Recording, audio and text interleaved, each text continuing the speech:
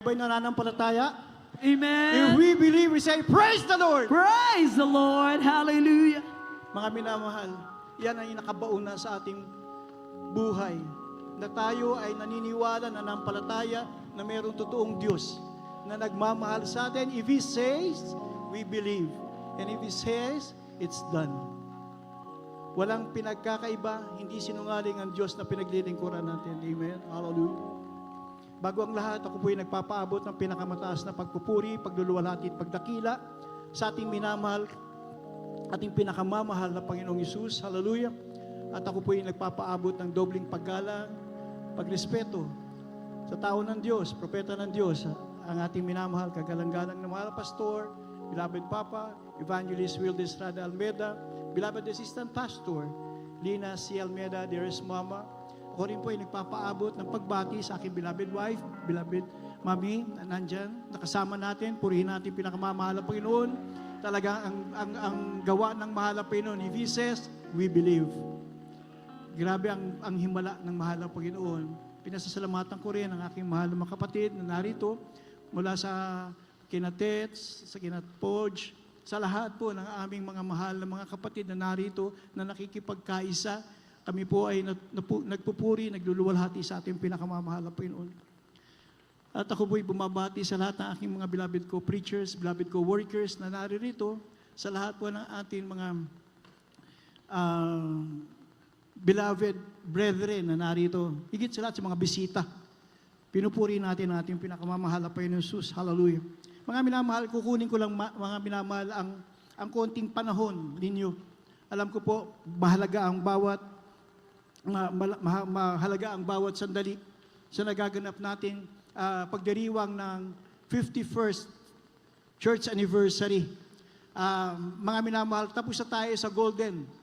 Umaapak na tayo sa isang hakbang. We're moving forward and forward and forward and forward hanggat umabot tayo sa trono ng biyaya ng ating pinakamamahal na Panginoon. This is the ultimate dream vision ng ating minamahal na mga magulang sa mahal na Panginoon. Mga minamahal, ako rin ay bunga ng panalangin ng tao ng Diyos. Tulad ninyo na naririto 36 years ago. Nang una ko nasumpungan at bautismoan ako sa banal na gawain ito.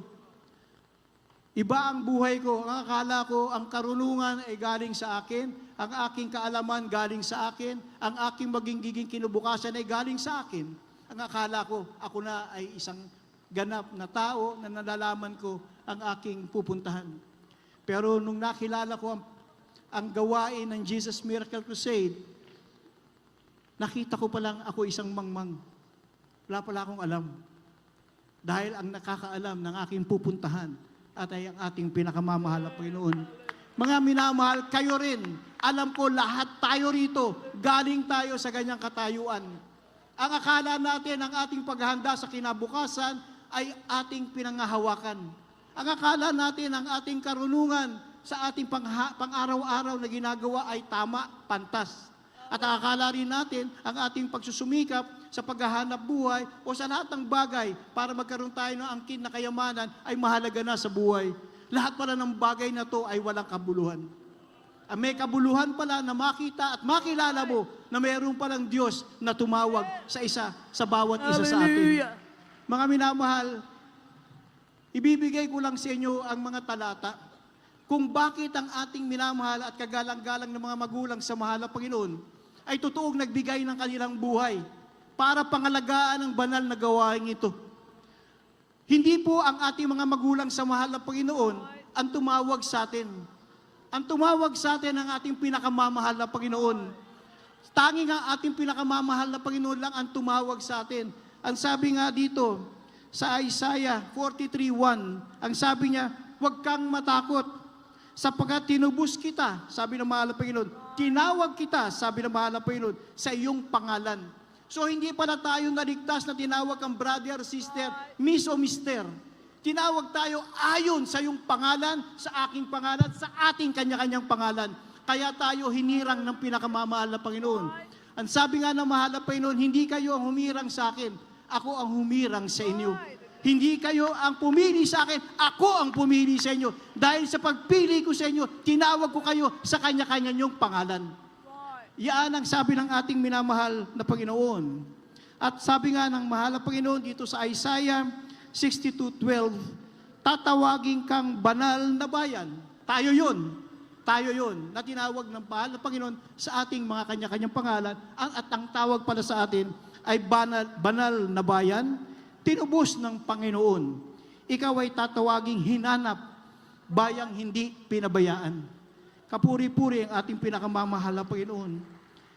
Ang sabi rin dito sa 1 Peter 2:9, isang laing hinirang, haring sa dortote, a royal priesthood, bansang banal, bayang pag-aari, sarili ng Diyos. Tayo ay pag-aari ng pinakamamahal na Panginoon dahil kilala tayo ng mahal na Panginoon. Kilala tayo ng mahal na Panginoon dahil siya ang tumawag sa atin at siya rin ang tumawag sa kanya-kanyang pangalan. Kung sa atin, sabi nga ganoon, hindi mahalaga magpalayas ka ng mga masasamang espiritu o bumuhay ka ng patay. Pero ito'y importante dahil makikita mo kapangyarihan ng mahal na Panginoon. Ang importante, ang pinakamahalaga, nakasulat ang inyong mga pangapangalan sa aklat ng buhay sa kalangitan.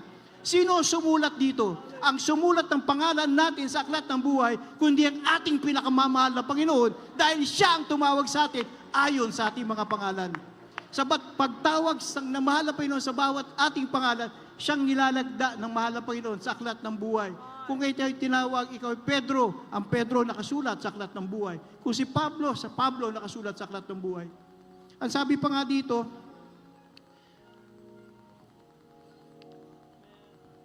isa lang ang tinatanong ng mahal na Panginoon sa atin. Mahal mo ba ako? Kung mahal mo ako, sundin mo ang bawat aking kautusan.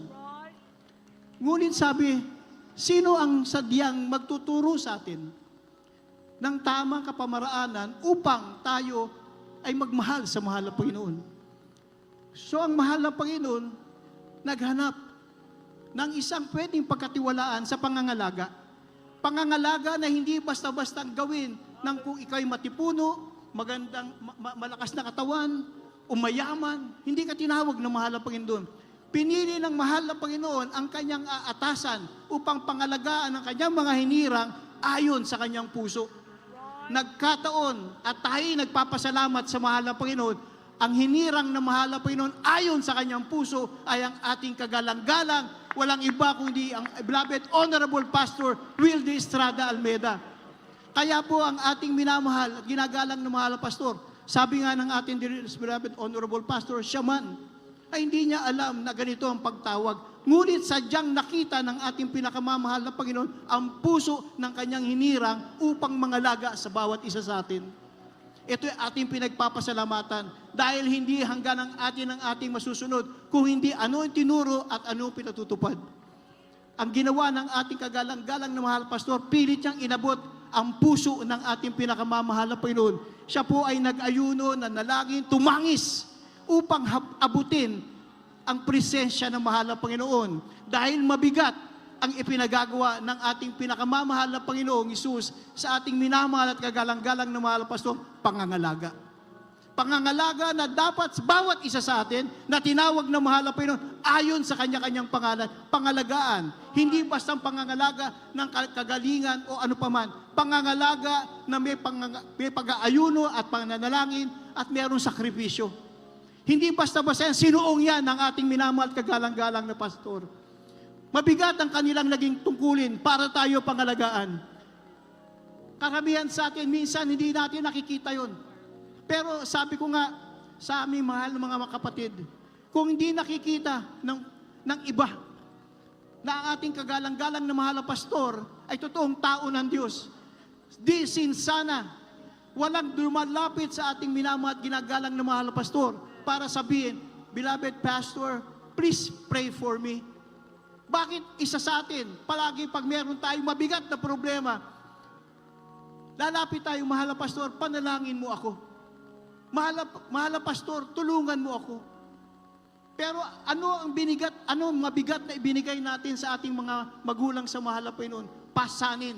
Na siyang kanilang pipigain ng kanilang puso para ang kanilang panalangin para sa atin makarating sa trono ng biyaya ng ating pinakamamahal na Panginoon. Hindi naman sigurong masama na ang kanilang pagtatrabaho ay ating pasalamatan. Hindi tayo abuti ng 51 years na ganitong karami. Hindi lang Right, dito, amen. iba-ibang bansa ang inabot na ebanghelyo ng kaligtasan na nagmumula sa pangangaral ng ating minamahal at kagalang-galang na mga magulang sa ating pinakamamahal na Panginoon. Wala bang iba rito? Baka wala pa kayo, ang inyong mga lola lamang at lolo, ang naunang narito. Sila ang nakasaksi ng pinakamagagandang himala.